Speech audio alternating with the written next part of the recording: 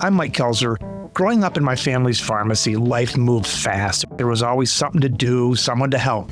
But the moments that meant the most to me as I think back were the conversations my dad and I would have about business and life itself. We'd get so absorbed. We'd talk for an hour and it would seem like 15 minutes. This podcast is my way of keeping those memories alive. There's no scripts, no outlines, no fluff, no hidden agendas. It's just real honest talk about the business of pharmacy and sometimes a little more. Let's dive in.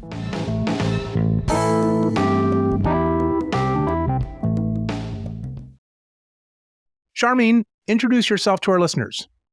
My name is Sharmeen Roy. I'm the Chief Strategy and Science Officer at DoseMe. DoseMe has a platform called DoseMeRx, which is a precision dosing platform. I oversee our product and I was talking to the pharmacists that are using our product. All right, Sharmeen, you're down in Miami. I'm sitting up here in Michigan. It's a balmy 7 degrees. What's the temperature there right now?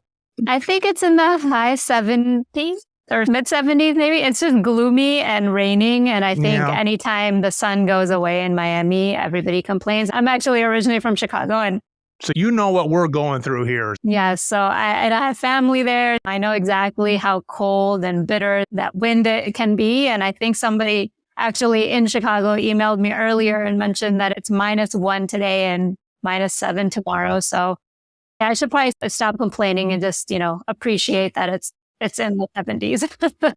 So Sharmeen, the way you describe this, I'm thinking that your customer is somebody who picks up the phone and is using an app there to do correct dosing. Is that kind of the nuts and bolts of it? Yeah, so it's actually a precision dosing software. It's not on the phone. It's in the EHR. It's on the web. Yeah, so it's not an app. I mean, you can, I guess, access it on an iPad or whatever. It's not something you pull up for 10 seconds to get a quick answer. It's something that's more in the EHR and so on. So, I mean, the goal is to have it where it's very quick and easy to do something that's complex.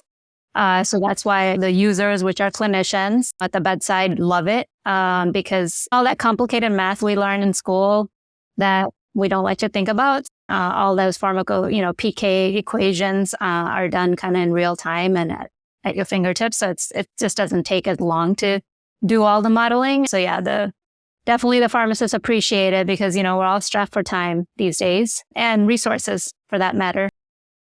What are some of the main calculations that a pharmacist, a clinical pharmacist is going to be doing these days? So it's precision dosing is a term that's used for like everything. It's a big umbrella term, can be used for multiple things. As it relates to the software that is doing the calculation, it's really PK model. So it's an algorithm built into the software, and then it takes patients' information to do those calculations. So the PK calculations, as you remember, were mostly for anything that required therapeutic drug monitoring. So you're doing levels for drugs. I know we're not going to talk about specific drugs. You can mention them only once. So here's your chance. What drugs are we talking about? Mostly antimicrobials like vancomycin, aminoglycosides, any drug really that has a narrow therapeutic index. So, you have a very small window where it works and outside of it, it either doesn't work or it's toxic. So we're trying to manage that very delicate balance, and the software helps do that because for anything that needs the therapeutic drug monitoring, you need to do the kinetic calculation. So those are really the drugs that the clinicians are using our software for. There's some antibiotics that you just can throw in the kitchen sink at, amoxicillin or something. You don't care how that's dosed because there's no upper end of really danger. The stuff you're talking about, I imagine that it's pretty important drugs because if you didn't need that important drug, why bother with that stuff? Just use something that's safer and easier to dose and just use that instead of people aren't using your thing just for fun. So I'm imagining that the drugs that you do, it's like they have to stay in that therapeutic range, and they're important drugs because no other drug is going to do what those kind of drugs do. Yeah. So, I mean, Antimicrobials, for example, there's a lot of different classes and things can be used interchangeably. That's, when a patient is starting on a treatment, when you discharge them, you obviously change them to something they can take at home. So there's obviously a lot of interchanging that happens, but these are medications used mostly in acute care settings, so inpatient where you're receiving IV therapy. But really the goal is to, and these antibiotics, they can't, you have to use them for these certain infections. So there aren't other alternatives, no other, or even if there are, maybe they're not the best choice. So there's really not an alternative to them. So that's why they're being used currently for this setting. Patients look different, clinical trials were different, and our patient population is changing. Everybody's, there's different factors you have to consider. Patients are getting older. So, the way they process medications is different than what we may know of. And over time, we're also learning more about these medications. So what's the best and optimal way of dosing it? And, for antimicrobial, for example, certain ones, targets have changed. So we've learned more and more over time how to optimize it. I mean, I think with a lot of medication that gets approved, you start using it. And then as you start treating patients with it, that's when you really learn what happens in the real world, what kind of challenges you face on trying to be more individualized care and providing more precise dosing. It becomes more and more important to use softwares like this. And that might be things such as, hey, for this kind of thing, we don't need this high of a level, so let's not do that. And plus, this person has this or that. So the range is down to 3. We just don't have as big a range. So it's all that experience that happens, and ultimately just to do a better job at making the person healthier without any excess damage from the drug. That whole notion of one size fits all, giving the same dose to every single person, whether it's antimicrobials or, oncology drug medications, for example, it's really hard to apply that to everybody now, especially with all the data that's available and just all we know really about how medications work or what their toxicities are, what their long-term effects are. It's just trying to be better with our dosing. And, that's what pharmacists care about. I know we're here to talk about business at pharmacy, but really the clinicians want to make sure they're giving the right dose to the patient and for the right indication that may be different. Yeah. And if the pharmacist doesn't do what they need to do or the patient dies, that's the business part of it. You have to have a good product in the end to have anybody make money or pay for anything. So that's where the medical part of that comes in. The severe effect would be death. We never want that. But there's a lot of other adverse effects that cause you to live with a lot of disabilities, or you have acute kidney injury. So, if you incorrectly dose something, a medication, and then patient ends up being on dialysis, that's also an added expense. We have to think about the adverse event, like what the cost of adverse events is, what that means to not only the patient, but and the quality of life, but also the health systems, the healthcare that continue to rise. Sharmeen, as I think about this product and having it in the system, does it then talk to any of these machines so you take out the human error, or is it still like looking what the screen says and then you got, tired, incompetent Mike in there that for some reason, God forbid, even in this story, it's scary to think that I would be hired by somebody like that. But let's say I mess something up in the translation. Are there safety things in play, or is it just the information? So the software is still clinical decision support software. So it's not making the final decision. The clinician, the doctor, the pharmacist, whoever's using it still has to be the person who ultimately decides. Because you have to remember with these pieces of technology, the human still has the full picture of everything that's going on. So that assessment still lies with the clinician. And it's that ever change where it's automatically talking to the pharmacy system to tell it to change the dose. At that point, it becomes a device.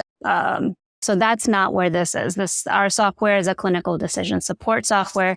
So you still need that human to make that final decision. That's a strong delineation on that, because you're right. I imagine it's a whole other ball game as far as even if it did like one little thing, like enter anything automatically, now you're looking at a whole different product and FDA, Yeah. kind of like the difference between nutraceuticals and actual medicine or something like that. It's like a whole different ball game on what road you have to go down for approval and just the focus of the company too.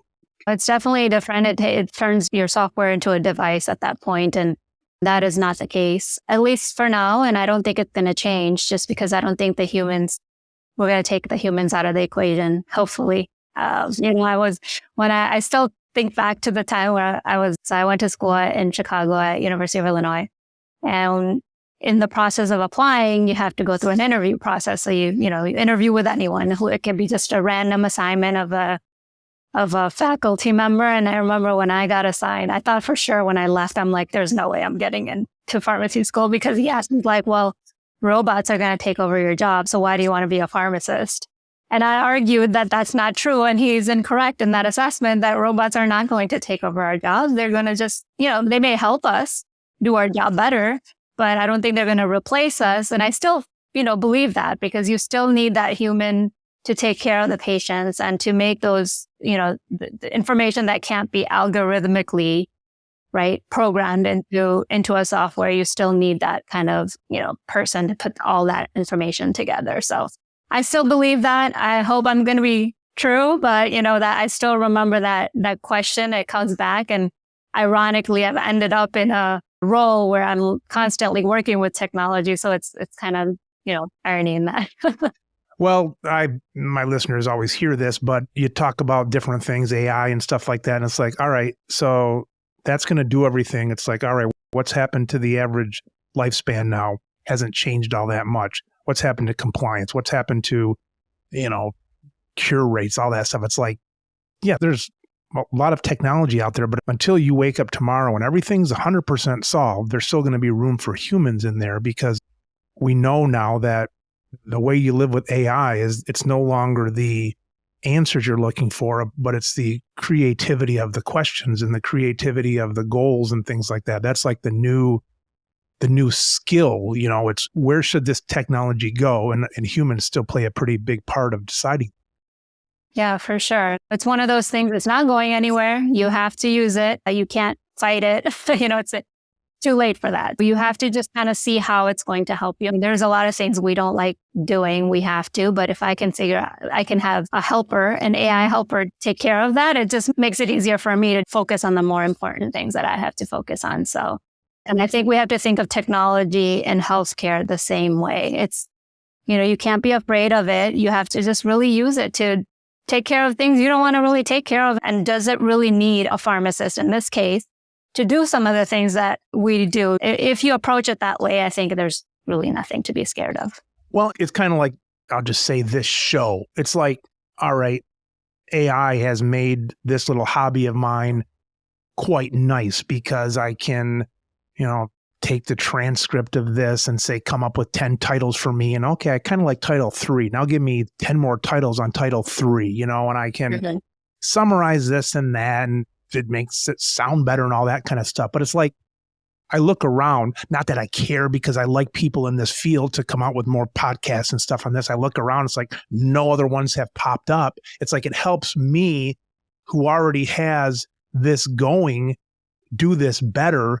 But it's not like, it's not like it, at least currently, it still takes a human that kind of has that drive and that desire and that kind of stuff. So I think so far AI has done a lot to help people that are already there, but it doesn't make matter get up and do something like this. And that's across the board.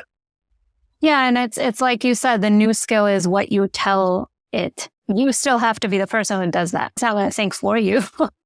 It's not going to just say, here's what you need to do. You have to still prompt it. So I think that's how in healthcare, clinicians have to think of technology the same way. Oftentimes, we hear, they're afraid of some of these softwares that are doing these calculations and think like, oh, well, that's my job as a pharmacist. And really, that shouldn't define what a pharmacist do. It's not a bunch of math you're doing. You also do, it's like the thinking behind it and how you're going to apply it. So if something can do the complicated work for you, and then you can take that information, apply it, and provide better care, more informed care, I mean, that's really how everything in healthcare needs to be approached.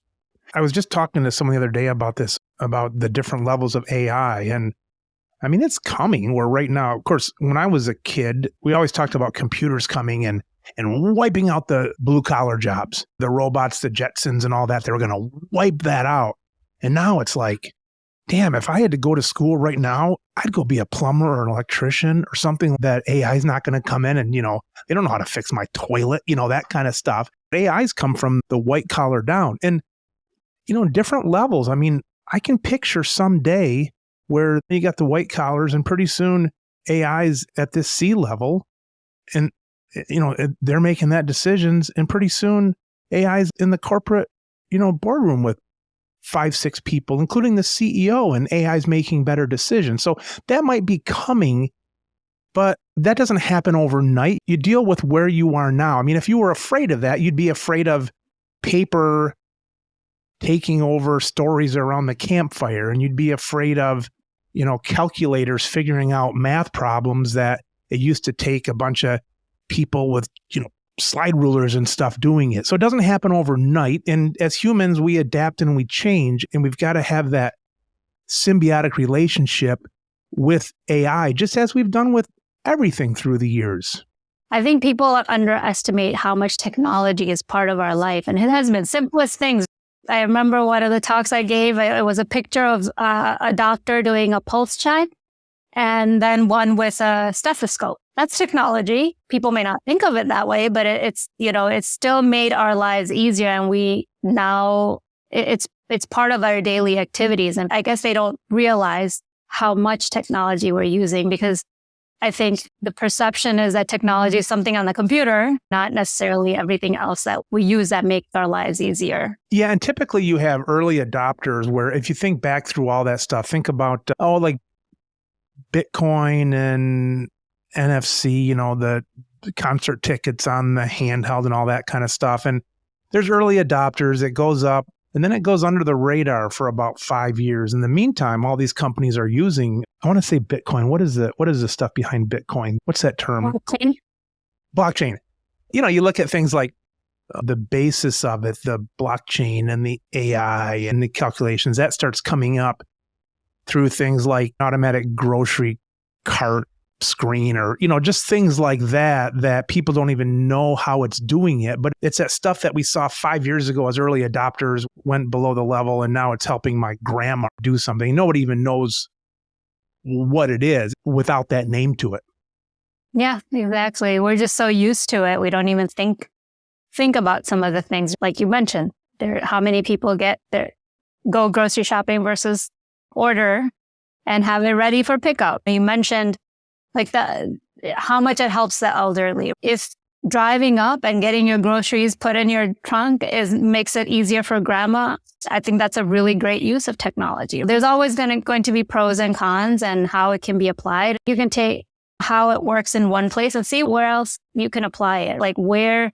How else can it be utilized? So I remember when I was doing residency training, I had to spend some time with a pharmacist, and she had practiced for a really long time. And, she was kind of teaching me how if there's an error, how you go about kind of reviewing it, doing an analysis, how you can prevent it. Because there's, it happens, we're human, but what you want to do is prevent it from occurring again. And so you always have to think about not how to prevent it from the same thing to reoccur, but also where else can that happen? So that's, I think, if you kind of take that and apply it to a software or technology that maybe is being used in one industry, how else can you apply? And I think that there's been a lot of kind of cross-pollination of certain technologies where we've seen, I think I don't know where it's at, so I can't really speak to it, but delivering of medications, can we have, robots within the hospital delivering versus a person running from one place to another? So, those are all ways to utilize it. I always thought being creative meant having this huge awakening to something, but someone said that their definition at least was taking something you've seen somewhere else and applying it to what you have. And it's like, oh, well, I didn't know that was creativity, but I guess it is, across the board, any industry, from medicine, then to the food industry, then to banking and all that kind of stuff. So that's a fair definition, I think. Yeah. And, I trained in pediatrics. So that was my specialty when I, graduated. I did a residency in pediatrics. And there, you always have to be creative with medicine and peds, right? Because you want to figure out how the kid is going to take the medication, not only the patient, but how are you going to get the patient to remember to take the medicine? What tools can you do? I remember making calendars with pictures, so if a patient can't, either is not literate or can't figure out, if the literacy level is too low, then, making calendars with pictures so they know when to take which medication, just, or, a 2-year-old who has to take a certain medication, but it doesn't come in a formulation. How do we make it palatable so they can actually take the medication, because it's important. So I think in peds, we always have to get creative on how we can kind of make sure that to get the medication to the patient. Well, and we're always dealing with us damn humans. I've got, Sharmeen, about, I don't know, 15 years ago and then 10 years ago, I had 2 DVTs in my legs. And I think it was from sleeping sideways in a love seat, like a 2-seater with my legs over the end, like falling asleep that way. But they told me that wouldn't have been the cause. But anyways, I've been on Eliquis, I guess, since then. And I know it's supposed to save my life and all that stuff.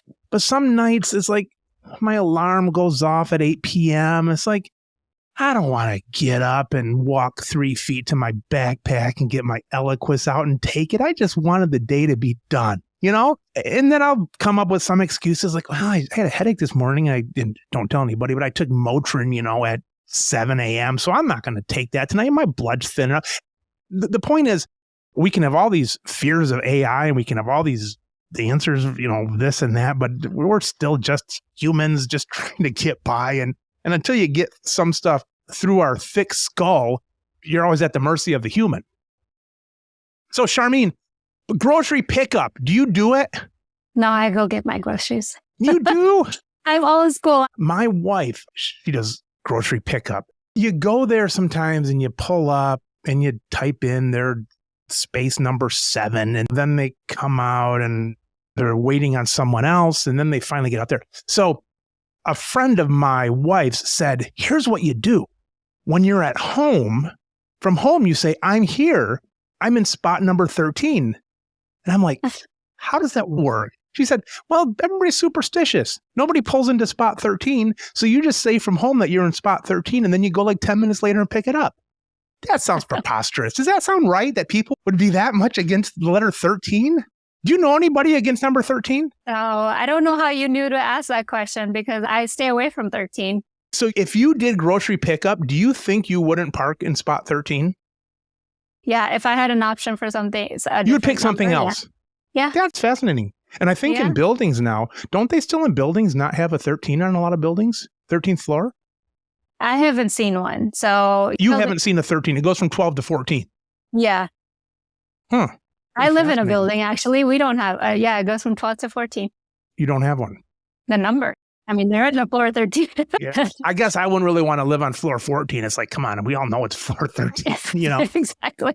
I think that's pretty standard one. I guess so. I'm going to pay more attention, but I've yet to see one. You'd think if it was that big of a deal, they'd wipe 13 off the calendars and a bunch of stuff like that. Or don't even use it anymore. Just when you're counting, go from 12 to 14. And then subtract 1 from everything since then. We're superstitious unless it's too tough to be superstitious. Then we're just going to go with the easy route, Yeah. Sharmeen, your company, because it's so based in technology and things like that in your product, does AI make you guys shift anyway? Do you see it just as a positive? Do you see it impacting somebody that says, screw it, we're just going to ask Alexa through ChatGPT? Did you guys have to face that as a company?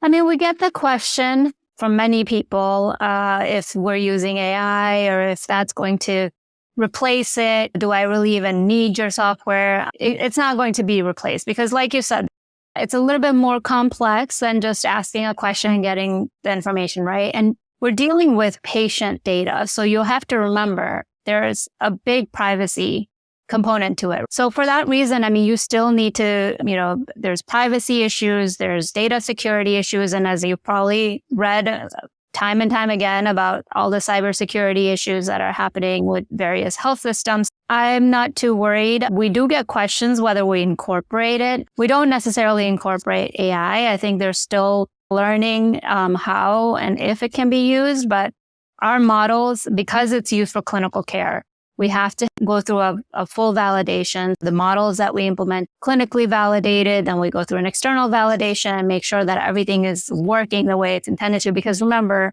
that this is going to be supporting decisions that clinicians are making. So it's going directly to the patient. So I would say I'm not too worried about it. We do get the question. People, it's the new shiny thing like, oh, it's going to be so much better, but that's not really the case. It's still very nuanced, right? Clinical care is very nuanced. So you can't really replace it.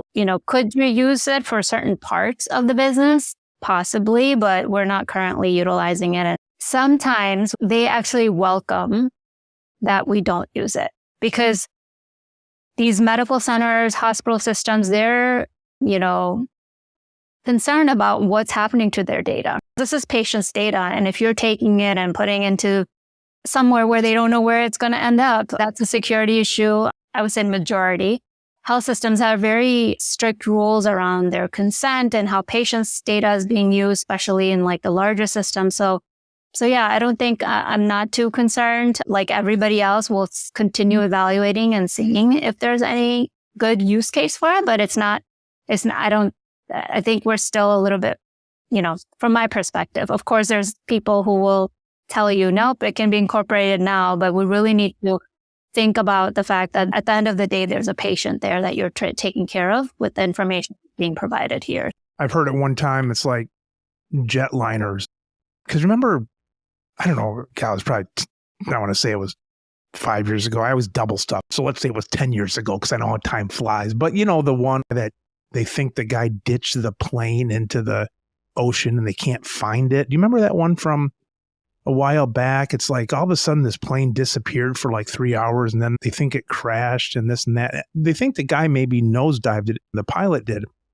But the lesson behind that was basically, do you want the computer to never let the plane go past 30-degree angle and not go at a certain descent and this and that so that doesn't happen?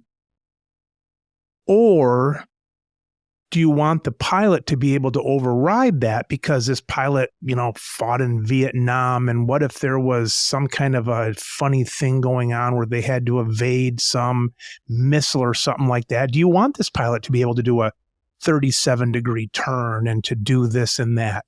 So there's that balance between what do we want to allow computers to do?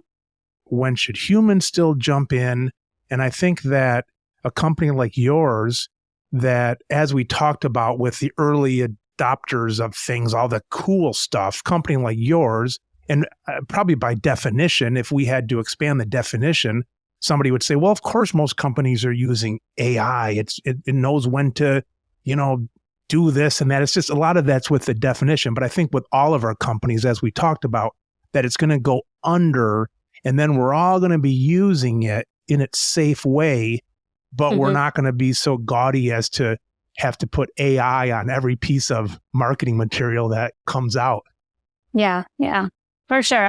What you said is the key. You have to strike that balance, especially in healthcare. I think there's different objectives, right? Everybody's thinking about different things. Like, we want to think about operational efficiencies. We want to see, okay, with the pandemic, I know there was a lot of challenges with resources. So you want to balance that. But then I think if you keep patient safety always front of mind and keep that as a goal and final goal, you can put the appropriate guardrails there to make, to have that time where you want it to protect. And so someone's not making that accidental math mistake, but at the same time gives the physician or the pharmacist that ultimate say into, okay, well, in my experience of however long they've been practicing, this is the right dose to give a patient, for example. So having that ability to override, but maybe not make it so easy so people think about it, why they're making that decision to override a guardrail that's been put in place. I think that's what we have to kind of continuously balance, I guess. And you're dealing with a human. You have got an 83-year-old person, and I know your system's not maybe, well, certainly it's not making moral judgment calls. I shouldn't even say moral. I should even say family calls. But I mean, all that combines in there. You have two 78-year-old people, and one of them wants to go this direction with their health at all costs, and somebody else says, I know we're not talking about death here, but someone says, I don't want to be that aggressive. I want to use this drug instead of that drug and this kind of stuff. So that depends on who's in the room and what family pictures they have up there. Everybody's got a different story. And so that's where things aren't just numbers.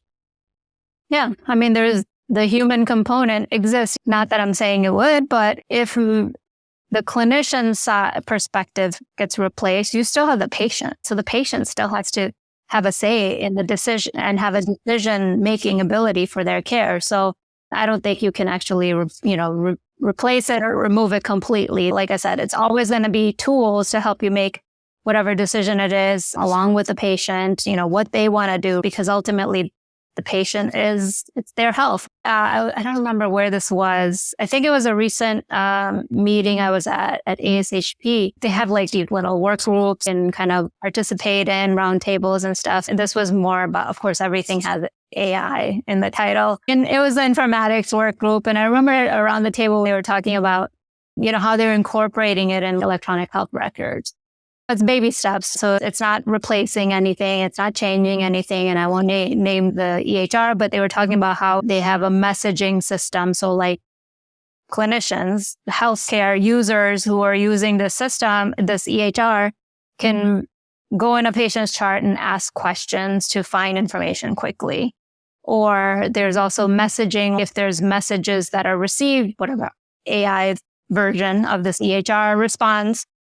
And somebody said that, oh yeah, people like prefer the AI to respond rather than the person because the AI is nicer. They have that preference. I know AI is going to be a hell of a lot nicer than I am. I had a case last week. I try not to answer the phone when I don't have to because I'm kind of an ornery SOB. AI is going to do a lot better job than this old cranky guy. It's more empathetic is what somebody said, that they preferred it because it was more empathetic. It's not the cliff to the end of the humans that some people dread. It's another great tool. It's a fantastic tool. I don't think we're going to come back a year from now and life expectancy for us old farts are going to go from 78 to 100 overnight. They might either go down or they might increase by a week or something. And that proves to you that that's not the end all. So, Sharmeen, who is the decision maker for your product? Is it a head of pharmacy? Is it the head of the hospital? Who do you need to cozy up to for this product? A lot has changed in the landscape of who's making those decisions for, even the smallest expenses. I guess our main point of contact, the people who want to use, the champions, the ones that are advocating for our software are the pharmacists that want to use it to make their life easier. The decision maker varies, depends on the size of the institution, frankly. Sometimes it's like the director of pharmacy who decides to then take it to the C-level. But it's more and more, I feel like most institutions, it's going up to some VPC C-level in the hospital to make these decisions. Because I think, again, healthcare, we all know what's happening with it. We all know that, there's budgetary constraints, resource constraints, but it starts from the pharmacy. We're international, so we have users outside of the US as well. And that, the users vary because I think it's not just pharmacists, there's physicians. In the US, it's mostly clinical pharmacist specialists who are championing it and bringing it onto their teams and making, starting the process of getting the software implemented. Yeah, I didn't think much about that because you're right. If I'm a C-suite guy at a hospital and I don't really want to spend a penny you'd think I'd have this great vision, but I don't really want to spend a penny until someone is bitching about it and says, why don't we have this? I've never been in that position, but I imagine humans are humans, and you kind of respond trying to get people to shut up below you and things like that and not rock the boat too much. And so I would imagine you want those champions. You want pharmacists, clinicians to go to their one-ups and keep going up and saying, we saw this. This is really going to help things out. Yeah. And I mean, there's always a business case. You can't really get anything approved until you justify why you need it or what the benefits are, right? So we help our champions with that process, help them, do a business impact model and show that the value of the software and how it's going to help their patients. So there's two components to it. There's the patient care aspect, the patient safety, decreasing of adverse effects, but also making sure everybody's being compliant with the appropriate dosing, making sure that they're adhering to protocols, making sure they're, just operational efficiencies within the pharmacy team. Because pharmacists, I don't know, I feel like they were kind of like in the center of it all, right? So everybody taught in the healthcare, if you think about the interdisciplinary team, everybody talks to the pharmacist about one thing or another, right? So whether it's, the pharmacist having a discussion with the patient or physician making the decision or helping the nurse figure something out or, insurance to get something approved. So they're kind of in the central, it's like a very central role in my opinion. And I think because of that, many of the technologies that get implemented in hospitals, you will always find a pharmacist kind of in the center of it all. That's been my experience from all the implementation I've been part of. And I don't think it's changing because it's like the kind of the core of the interdisciplinary team. Sharmeen, what is your job description basically? What do you do during the week? Oh gosh, I wish it was one thing. No, you don't. You like the variety. Yes. So from a company perspective, I oversee our product. So everything that goes into our product from a clinical perspective. So I'm the clinician's view when we're implementing a new model or adding a new model. There's a lot of different phases, a lot of very smart people who are kind of making it all happen from a development perspective. But I oversee kind of our science team to determine what are the needs, what model do we implement, because we're going to continue to expand. So individualized care, individualized dosing is not going away. It's only being applied to more and more drugs. So we want to see, okay, what's the next drug? What are our users saying, existing and new customers that, it would be great if we had drug X, a model for that, because it's really, really hard for us to figure out how to dose that. I oversee our implementation. So any new customer that is kind of signing up for our software or purchasing our software, the whole implementation process and onboarding. And then there's the research aspect of my job that, just kind of not only reviewing the most current research and what's being published, but also how we can support our users with research. A lot of pharmacists like to use the data that is in DoseMeRx to work on a research project or a publication. So supporting in those endeavors. Seeing where we can collaborate with others to combine technologies to see how we can maybe, be more innovative with dosing. Maybe there's a different part of it. Maybe there's a partner that we, collaborate with on a specific project. So there's different, I'll say every day is different, which actually works best for me because I like the change and the variety, like you mentioned, and also, kind of solving for a new problem. It's always fun to think of it that way. And I say I'm a pharmacist, I'm a clinician, but at the same time, I'm also thinking about the business, the strategy, where we're headed and what we're doing. So that business development aspect, I really like combining those two. I think there's many technology companies that this is how it starts out. So somebody experienced a problem. They happen to be an amazing developer and they developed this software to solve that problem, but they never really talk to a clinician or anybody in the healthcare to see how is that someone actually going to use it, right? So I think this is the feature we want because this is what, a clinician would want to utilize day to day, or this is what they're requesting, and explaining and helping our developers understand what that means. Our science team, the bioinformaticists, understand how what they're building, the algorithms, how they're actually being applied to patients. And just connecting that So I guess going back to pharmacists serving as a core function, I guess I feel like I serve as somewhat of that in our company to kind of bring all the different teams together and understand what we're trying to ultimately do. In a company like yours, who's making that decision? Because your field experience is so valuable. In other words, I mean, to me, you're like, I would just put you in there and say, take the company whatever direction you think it should go. But you don't have to give me a name, but when you have these ideas like, hey, we got to be doing this, where does that thought go from there? I don't imagine you just get all the developers together and say, this is the direction we're going to go. Or do you have people that you're working within your company where you guys all get together and then make these decisions? Maybe it's the boardroom. I don't know. How are you deciding where to go with the inclinations that you have that you picked up from the field?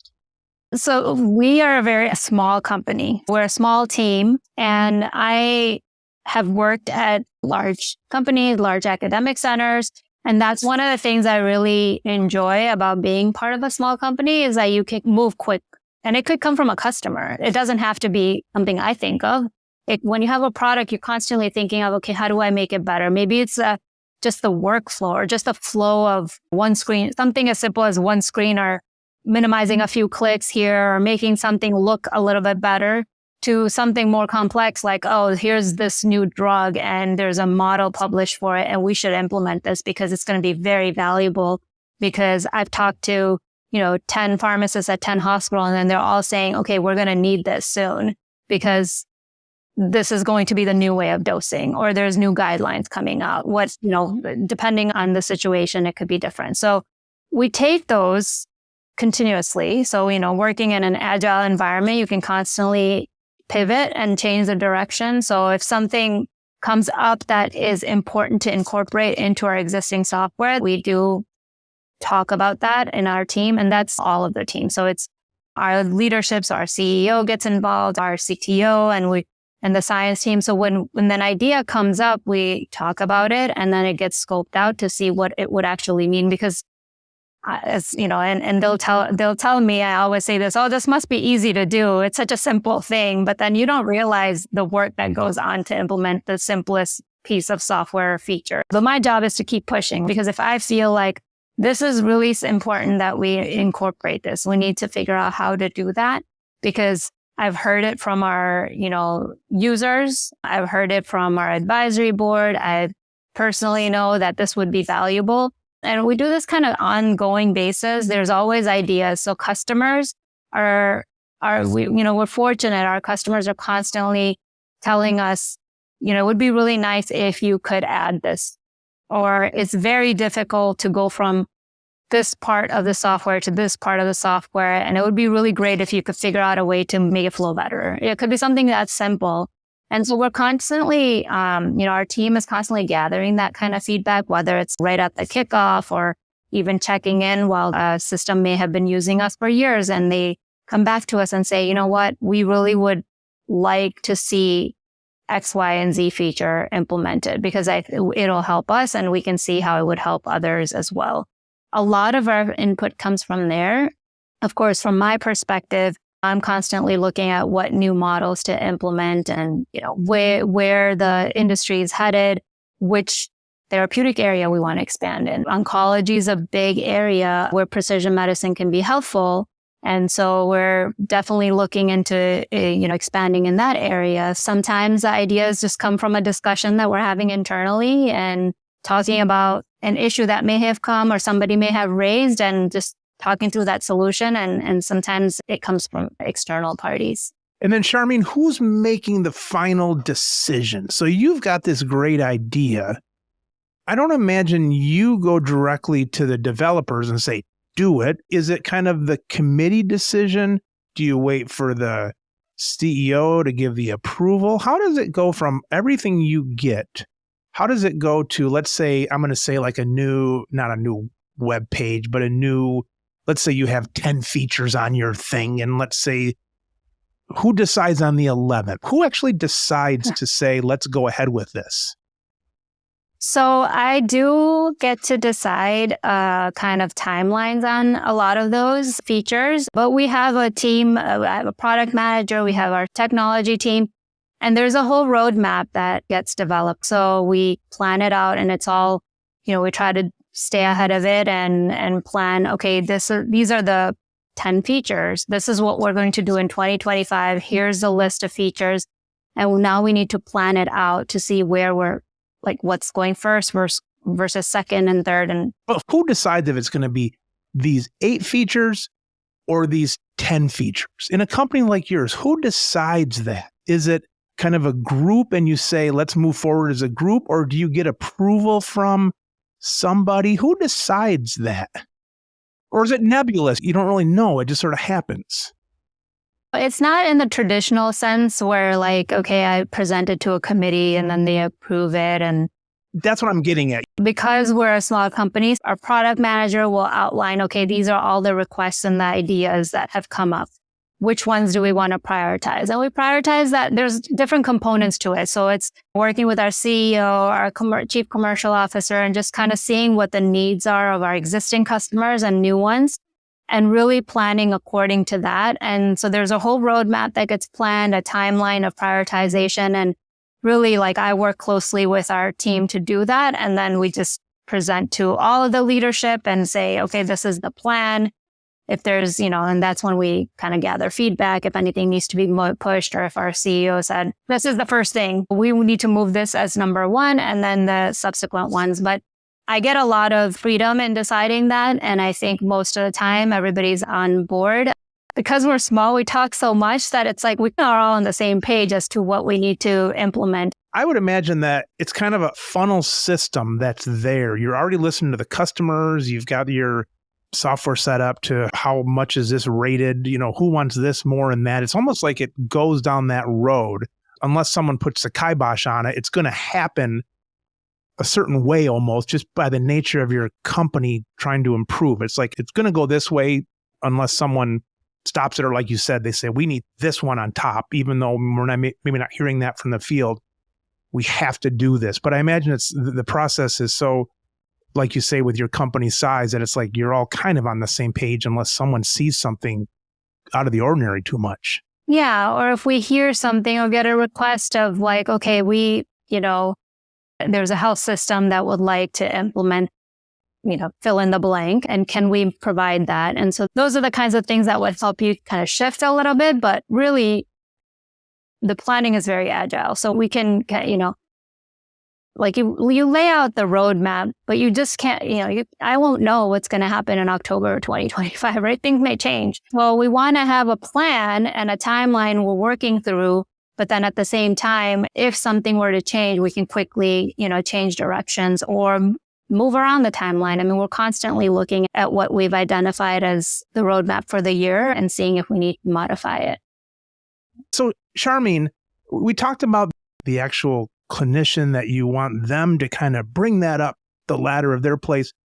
Who would you really like to talk to at this point? What do you want the listener to do? What listener are you looking for, and what would you like them exactly to do? Everybody who are decision makers. So whether it's the champion who's taking it upstream, who are the director of pharmacy who's making the decision, or maybe VP level, because oftentimes what happens is, well, why do I need a software? I can do this myself. I can manually do this. I can use an Excel spreadsheet. I can go online and find a free calculator. And those are all good alternatives. And sure, you can do that. But what they have to remember is that our software is validated. We go through a lot of trouble to make sure that it's secure, and privacy and compliance is very, very high on our radar. And I think it is for many healthcare systems. So sure, there are free softwares available, but our software not only integrates into the EHR, so it automates some of those, I guess, error-prone concerns that somebody may have, where there's input error because you're manually entering something. It also, retains a lot of the information because it's HIPAA compliant. It has high trust certification. So that's the part that they have to keep in mind, that it's not that, sure, there's free calculators, free software everywhere. I can go online and get access to it myself. But here you can be confident that this has been vetted, validated, and truly a safe tool. Nobody's going to be able to kind of modify it or forget or have a slip of an extra decimal point or extra zero or put it in an input error. So that's what they have to remember, because, that's why it's important to implement software that's gone through that rigorous validation process. Well, it's a big deal. When I'm at the pharmacy and if a customer trusts me enough to ask me a question, it's like, I'll take a guess on a skin rash or something, but as soon as it's, someone's eye or both eyes, I'm like, don't talk to me. I don't, these are your eyes. This is important stuff. And so that's like this stuff too. It's one thing to do a calculation on your checkbook, but when you're talking about someone's life is in your hands, it better be vetted and you better know what you're working with. Well, golly, Sharmeen, nice talking to you. Nice to meet you. We had talked earlier. You said, Mike, who are some of your guests on the show? I said, I don't want to talk to someone like me. I just bore myself if I talk to what I knew. And so I always love talking to people that I have no idea the ins and outs of a company like yours. So thank you very much. Keep doing the important work you're doing. I know you're busy. I know you got a lot to do. I appreciate your time. Our listeners appreciate it. And just a pleasure to meet you. Yeah, it was a pleasure meeting you. Thank you for having me. And, I didn't even know where the time went. So, we went in all sorts of directions. Great having you on. And I look forward to talking to you again soon. Thank you. You've been listening to the Business of Pharmacy podcast with me, your host, Mike Kelzer. Please subscribe for all future episodes.